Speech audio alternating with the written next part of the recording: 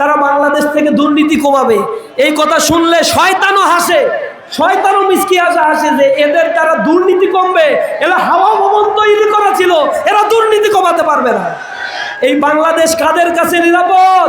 জনগণ এখন বুঝে গিয়েছে জালিম যারা হয়ে উঠেছে, এই নব্য জালিমদের বাংলাদেশে আর জায়গা দেওয়া হবে না। যারা দেশকে 5 আগস্ট পরবর্তী ক্ষমতায় যাওয়ার পূর্বে ইজারাদারি মনে করে এদেশের জনগণকে জুলুম নির্যাতনার নিষ্পেষণ করেছে, এই জুলুমবাজদের এই বাংলাদেশের জনগণ আর দেখতে চায় না।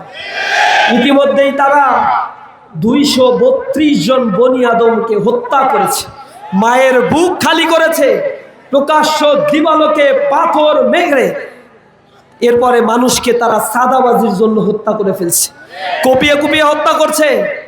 73 জন নারীকে তারা ধর্ষণ করেছে।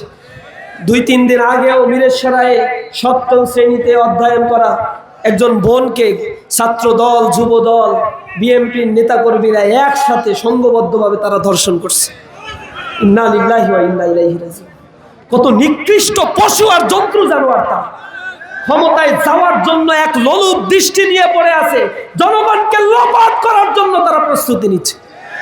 আপনারা বুঝতে পারছেন না, তারা যে কার্ডের ট্রাম্প কার্ড খেলছে, এই কার্ডের প্রতিশ্রুতি তারা এর আগেও দিয়েছিল। তারা কার্ডের প্রতিশ্রুতি দিয়ে 2001 সালে তারা বলেছিল যে আমরা কৃষকদের 5,000 টাকা ঋণ সহ মওকুফ করে দিব। তারা বলেছিল বেকারদেরকে আমরা ভাতা দিব। তারা তাদের প্রতিশ্রুতি রাখে নাই। তারা বলেছিল দ্রব্যমূল্যের দাম কমাবো, সিন্ডিকেট কমাবো, পারে নাই। তারা দুর্নীতি কমানোর কথা তখনও বলেছিল, কিন্তু তাদের সময়ে দুর্নীতিতে বাংলাদেশ পরপর বিশ্বের মধ্যে 1 নম্বর অবস্থান নিয়েছিল। তো এখনো তারা আবার বলে দুর্নীতিতে তারা বাংলাদেশ থেকে দুর্নীতি কমাবে। এই কথা শুনলে শয়তানও হাসে, শয়তানও মিসকি হাসে যে এদের দ্বারা দুর্নীতি কমবে, এরা হাওয়া ভবন তৈরি করা ছিল, এরা দুর্নীতি কমাতে পারবে না। সুতরাং এই বাংলাদেশ কাদের কাছে নিরাপদ? জনগণ এখন বুঝে গিয়েছে। তারা বলেছিল এই বাংলাদেশে তারা দারিদ্রতা কমাবে, তাদের 10 বছরের শাসন আমলে দারিদ্র সীমা গ্রাজুয়ালি বৃদ্ধি পেয়েছে, তারা দারিদ্রতা কমাতে পারে না।